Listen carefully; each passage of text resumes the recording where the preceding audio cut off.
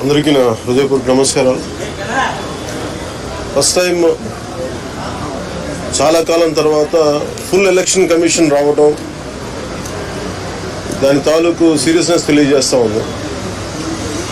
ముఖ్యంగా ఆంధ్రప్రదేశ్ ఎన్నికలు చాలా ప్రజాస్వామ్యబద్ధంగా జరగాలి అని కేంద్రం ఎన్నికల సంఘం మన నిర్ణయం తీసుకున్నందువల్లే ఈ రోజున ఫుల్ ఎలక్షన్ కమిషన్ ఆంధ్రప్రదేశ్ విజయవాడలో రావడం జరిగింది. చంద్రబాబు గారు తెలుగుదేశం పార్టీ నుంచి 3 సార్లు ముఖ్యమంత్రిగా పనిచేశారు, ప్రతిపక్ష నాయకులుగా ఉన్నారు. ఆయన సుదీర్ఘమైన అనుభవంలో కూడా నేను ఎన్నిసార్లు ముఖ్యమంత్రిగా ఉన్నప్పుడు కూడా ఎలా జరిగినాయని చాలా బాగా వివరించారు.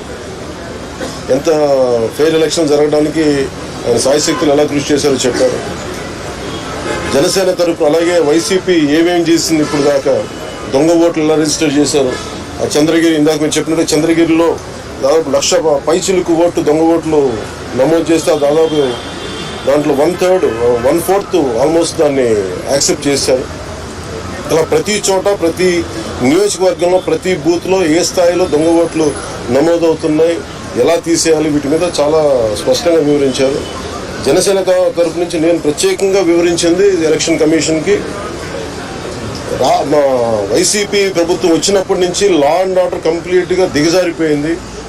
ఎవరైనా ప్రజాస్వామ్య హాని పొలిటికల్ పార్టీస్ కానీ వ్యక్తులు కానీ ప్రైవేట్ వ్యక్తులు కానీ వాళ్ళందరి మీద కేసులు ఎలా పడుతున్నాయి, కేసులు ఎలా చేస్తున్నాయి, ముఖ్యంగా బైండ్ ఓవర్ కేసులు ప్రత్యేకించి పొలిటికల్ పార్టీ టీడీపీ వారి మీద కానీ జనసేన కార్యకర్తల మీద కానీ ఇవన్నీ చాలా క్లియర్గా తెలియజెప్పడం జరిగింది వారికి. అలాగే పోలీసు అధికారులని ఇప్పుడు సడన్గా మారుస్తూ ఉన్నారు. లాస్ట్ 2 నెలలుగా మార్చేస్తూ ఉన్నారు. మళ్ళీ ఎన్నికలు సంఘం వచ్చేటప్పటికి మళ్ళీ వాళ్ళకి కావాల్సిన అధికారులను తిరిగి అక్కడ వేయించుకునేలాగా తీసుకొచ్చిన ప్రణాళికలు చేస్తాం, అది కూడా బలంగా తెలియజేస్తాం. అలాగే మహిళా కానిస్టేబుల్స్ ప్రత్యేకించి సంబంధం లేని చోట్ల వాళ్ళు దాదాపు 87 నియోజకవర్గాల్లో వాళ్ళు పెట్టారు. అది వాళ్ళు దూరం చేయమని ప్రత్యేకంగా ఆయన వివరించారు. నేను ఇంకోటి ప్రత్యేకించి నేను చెప్పింది ఏంటంటే వాలంటీర్స్ అనేది విలేజ్ సచివాలయం అనేది ప్రత్యేకించి అది యాంటీ కాన్స్టిట్యూషనల్ బాడీ. వాళ్ళని దయచేసి ఎన్నికల సమయంలో వాళ్ళని ఉపయోగించద్దని చెప్పి ప్రత్యేకించి విన్నవించాం.